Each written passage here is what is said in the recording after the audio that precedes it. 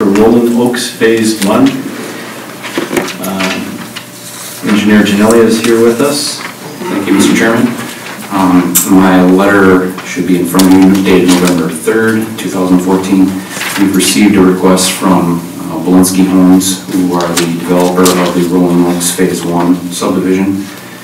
They have completed the pavement and repairs that were necessary, and we recommend that a reduction in the letter of credit take place. I must note that my letter is incorrect in the amount of retainage that we typically leave behind for a 1-year warranty period. It's typically 20%. However, in this case, with the development being as far along as it is, I feel comfortable with the amount that's on the bottom of my letter there of $73,530.09. Also, as part of this letter, the developer is looking to accept improvements, is requesting that the town accept improvements, and we recommend that you do so.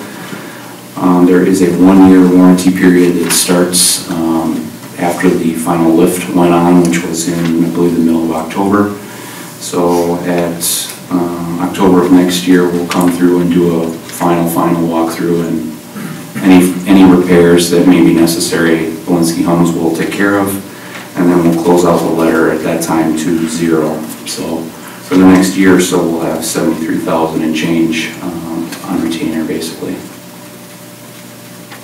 Mr. Chairman, I will move to accept the recommendation of Rupert & Melke, Inc. To accept the public improvements for Rolling Oaks Phase 1 and to reduce the value of the letter of credit to the sum of $73,530.09, and I so move. Is there a second? Second. Discussion?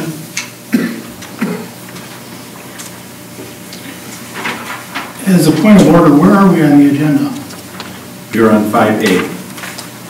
I have 5A of the 2015 town budget. You've got no agenda. You've got previous one. Well, and I'm also looking online at the packet. Look online on the agenda, and look online on the agenda. Please. Please.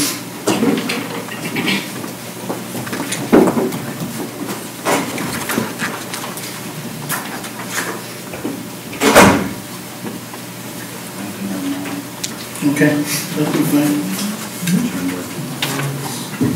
Thank you.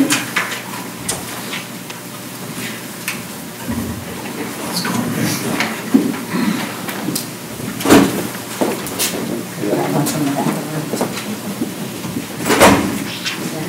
Yep. Further discussion?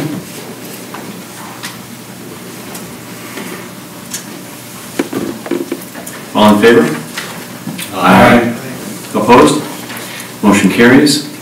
If there's no objections from the board, I'd like to take the agenda out of order and move up to 6A, Recycling Interdepartmental Agreement with the County. We've got Perry Lindquist with the county here today, and I'd rather not keep him here all night. He's here to answer any questions that we have and present what is in that agreement and some of the concerns that Attorney Macy had with it. Evening. Good evening. Thanks for coming. As Mr. Chairman said, my name is Perry Lindquist. I'm the Land Resources Manager for Waukesha County Department of Parks and Land Use. The agreement, I'm not sure how far along you are in the review process, but we're offering this to all the 25 community partners. The primary purposes are twofold. One, to roll out a larger recycling container with our new single stream system. The reason is that you mix paper, containers, glass, bottles, cans, everything together. It gets a much more loose, compact, instead of separating the papers from your containers. When you put the two together, it takes up a lot more space. It's a lot easier for the people to recycle, and we're accepting more materials with the new system. So all in all, it requires more space. Most of the communities are going to the large 96-gallon carts on wheels. That allows it to be an automated pickup system as well, and you can go to a every other week system. Originally, we were talking about buying these larger containers, and after meeting with the community several times over the past couple of years, it was felt the better option would be to just include them in your collection contracts, and the county would just fund them through this intergovernmental agreement. The second part of the agreement is a direct haul to the city of Milwaukee, where we're joining forces on a new recycling center. If you were around during the past few years, we've been studying this since actually 2007. We knew the industry was moving towards a single stream system. We were still a dual stream, separating papers from containers. All the haulers in the area had already switched.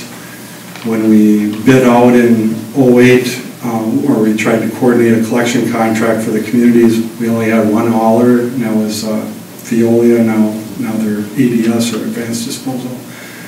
So they were down to one contractor that even offered dual stream collection. Since then, now they've also switched to single stream, we call it. So at any rate, the new facility will be built in cooperation with the city of Milwaukee, because when we looked at building or redoing our own facility, it ended up with about a 58-year payback. It's very expensive to put in single stream processing equipment. So by combining our tonnage with the city of Milwaukee, it reduced that down to about a 15-year payback. They were in the same boat that we were. They were in an old dual stream facility. They needed to upgrade as well. So anyways, after years of study, that led to that downtown option.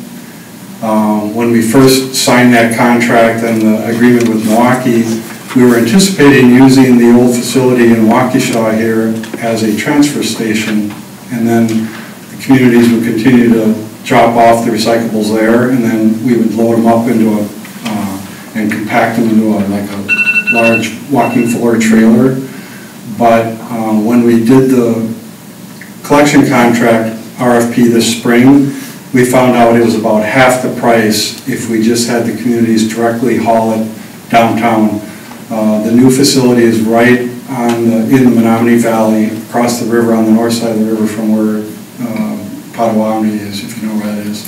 Basically in the shadow of the market interchange. It's 18 miles from here to there. So what we're offering in this agreement is a reimbursement of those direct haul costs. So it's saving us all money. This whole program is run, I was explaining this earlier, as an enterprise fund. So if it saves the county money, it saves you money. When the program was established as an enterprise fund, the county borrowed the money, and we slowly paid it back, we as in the 25 partners, through recycling grants from the state and the sale of recyclable material. Those are the two sources of revenue. There is no tax levy that goes into this program. I think the attorney had a couple questions in the agreement about, what happens to the facility in Waukesha, and I don't have the authority to make that decision, but I'm assuming what's going to happen is after we get it cleaned out, we're going to salvage all the equipment. That's part of the contract before we open up downtown in Milwaukee, and then we're probably going to put the building up for sale. And then that asset, the money from the sale, would go back into the recycling fund, and again, back to the communities through these dividend payments. So that was one of the questions. Okay. Some of the other questions from the attorney, the first one was the amount of grant that we could potentially receive from the state if we went out on our own and did this, rather than in combination with the other municipalities in the county, versus what we're going to receive for rebates, and that there's no guarantee of a rebate from the county. I think we all got an email, Kathy, I think you distributed that, where Dale Shaver answered part of that question, which is the combination of the recycling bin reimbursement that we're going to receive and the transportation reimbursement is about $40,000. Is that correct number for the town of Waukesha? Yes, yes, And our estimated state grant would be about $28,000. correct. Over and above that, then we also receive the rebates from the amount of tonnage that the town of Waukesha would send to the MRF. Assuming those numbers are all corrected, The 40,000 is basically the rebates from the tonnage.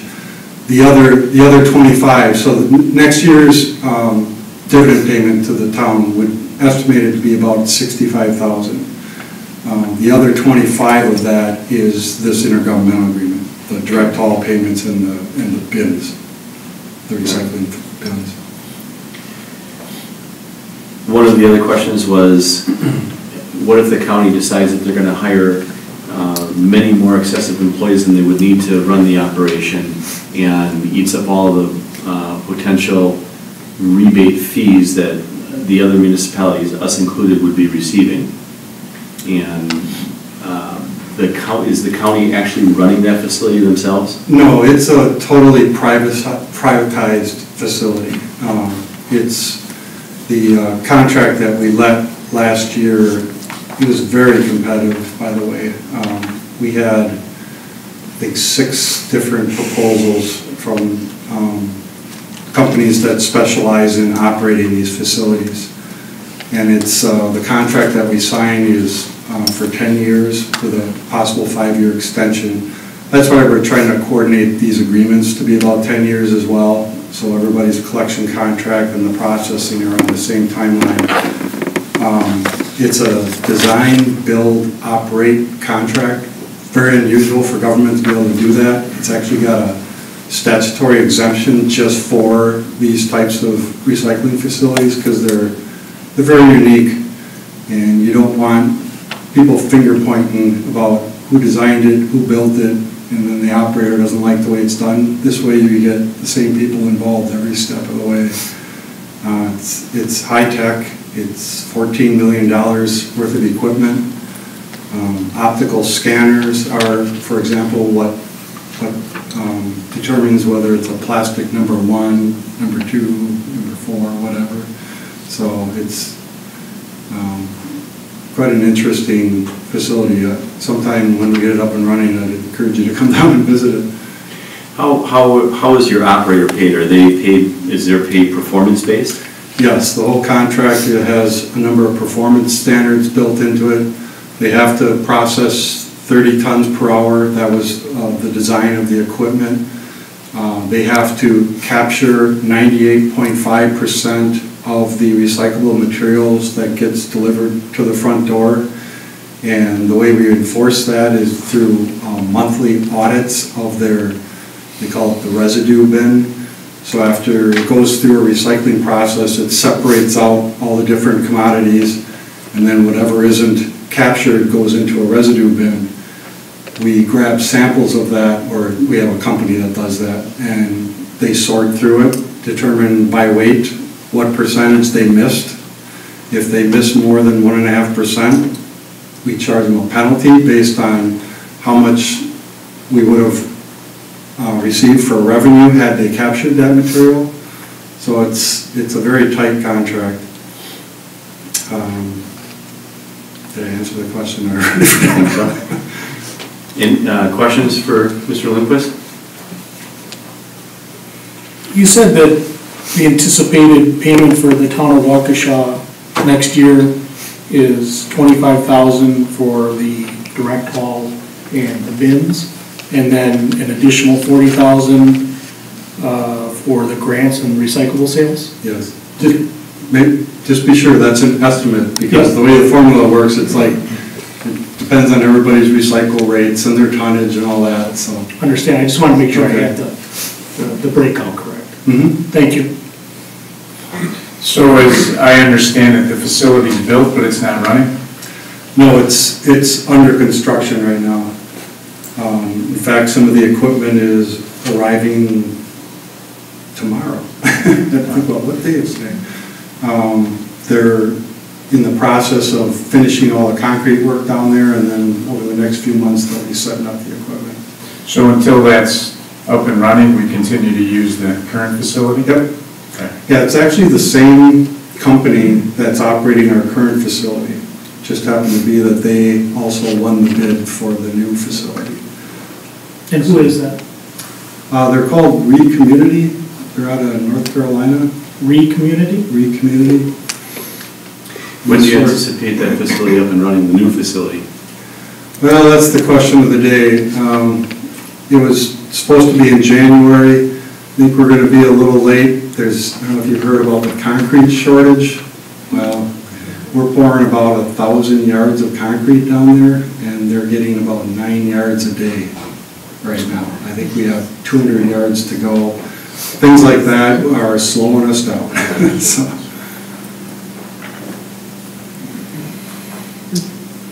Any other questions?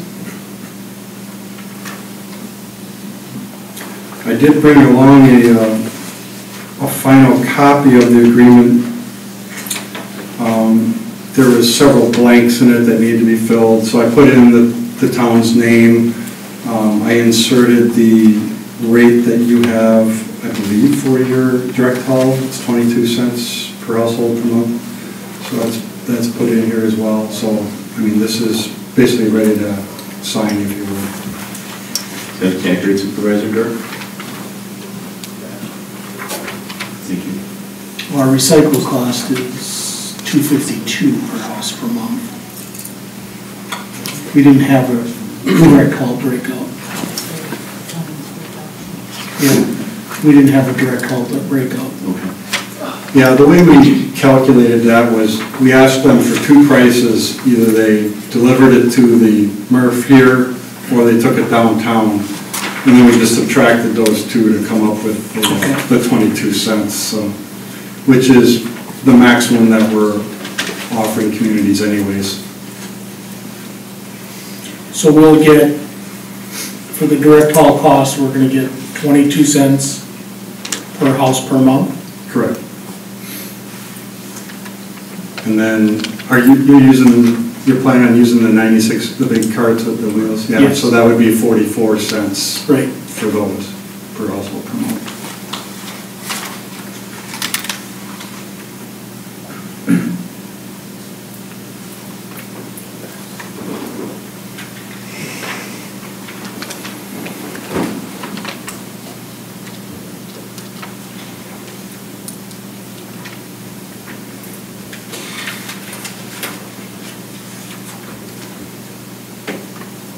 Anybody have any further questions with regards to the letter from Attorney Macy? I guess I would just ask Chairman Merrick, we do have a summary here of some comments that Attorney Macy apparently, or he describes as a summary of discussion that he had with you regarding various agenda items, and I see he's got a couple sentences directed to this particular item. Can you just comment on that or expand on it? It's on the top of that third page.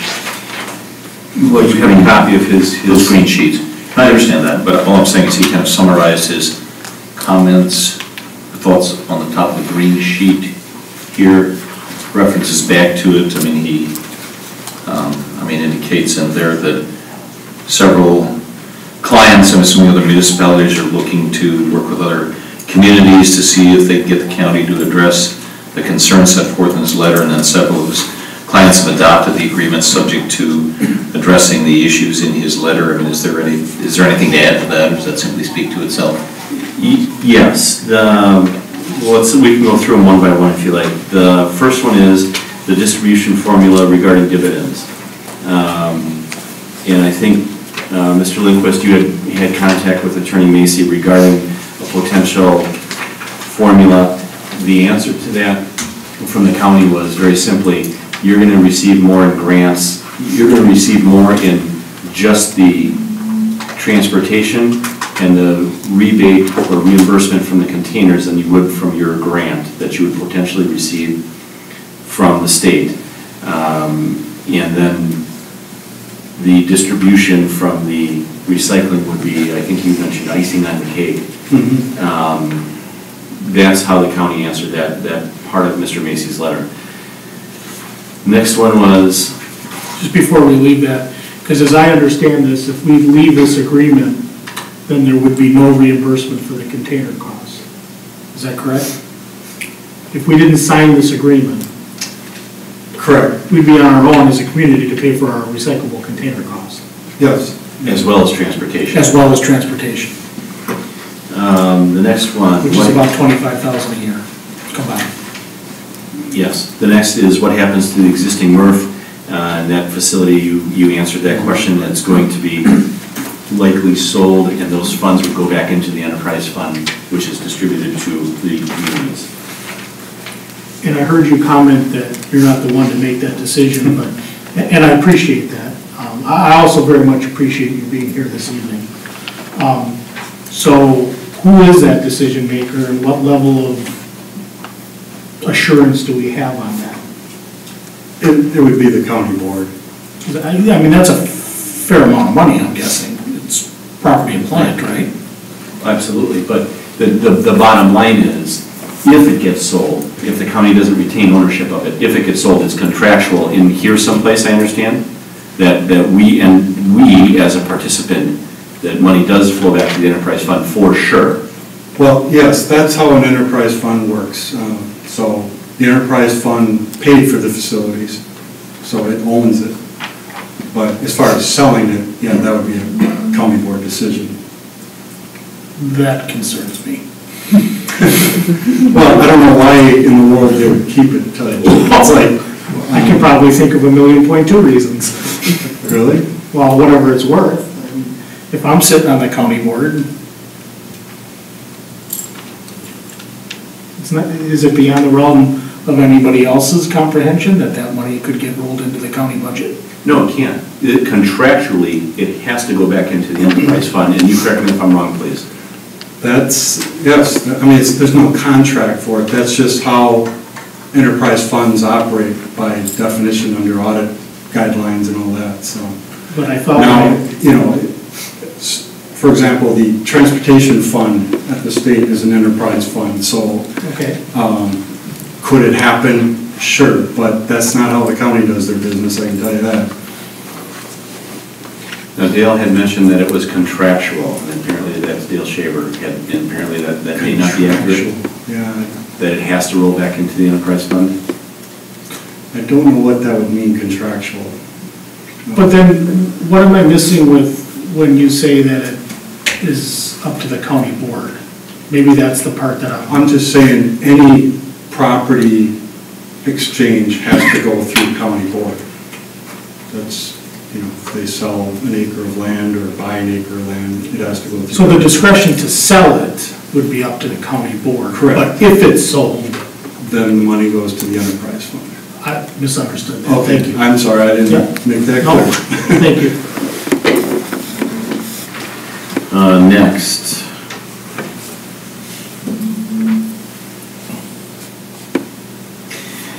Attorney Macy was concerned about a 10-year term.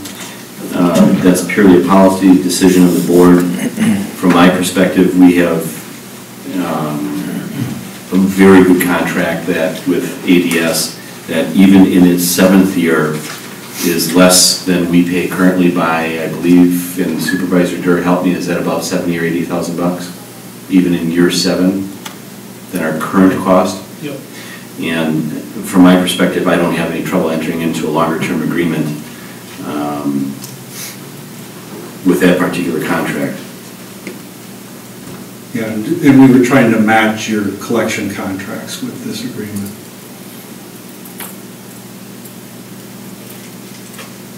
What that does, by the way, is it allows the haulers then to amortize all those capital costs over a longer period, and it reduces your costs in your collection then.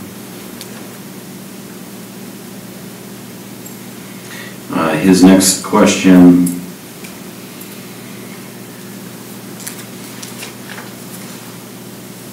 was concerning Waukesha County backing out of the deal to pay for the containers and extra hauling. Yeah, and my response, if you saw the letter, was we used very conservative business modeling to set up this whole program going downtown. So I'm quite confident they'll have no problem covering the 10 years in this contract. Mr. Fisher, does that answer your question? It does, I thank you, and moving forward on this, in as much as you, Chairman Merrick and Supervisor Durr, have been front and center on this in recent weeks, and I think more informed than many of the rest of us, I'm kind of looking to one or the other, or both of you, to make a recommendation on how we should proceed with this matter, considering Attorneys Macy's counsel and so forth. I guess I'm looking to one or the other or both of you to at least give me some recommendation as to what you think we should do this evening. Okay. One last question. Can you tell us what communities have agreed to this document so far? No, I couldn't. I know there's been a half a dozen that have come in. They're all kind of in the same phase you are, where they're finalizing contracts and signing these, in the next couple of weeks. I know Delafield was one of the early ones. What would happen if you wouldn't get the economies of scale that you're anticipating? What if not enough of them sign up? Well, this agreement doesn't change that. Okay. This agreement is just to ensure that you guys are getting reimbursed for those two costs, the containers and the direct haul. But the rest of the business model is based on the tonnage that is generated by the 25 communities. And again, having been thoroughly involved in this business modeling for this, I think it's very solid. We're anticipating a 25% increase in our tonnage because of this switch to single sort.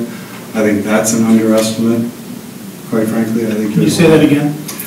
We're anticipating, all the studies suggested that we'll see a 25% increase in tonnage by switching to the single sort system, just because it's so much more convenient for the homeowner, and because we're collecting additional plastics and other containers. So I'm thinking it's going to be more than that.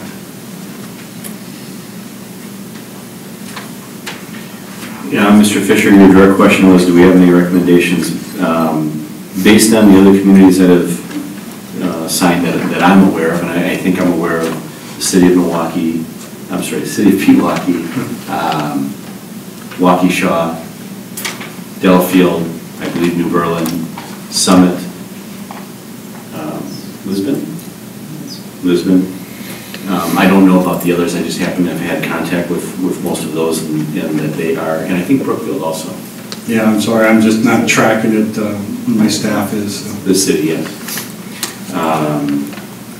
My recommendation would be, let's move forward, let's get the advanced contract, which we had 2 more minor tweaks, very minor tweaks that they've agreed to tonight, get these 2 signed and move forward.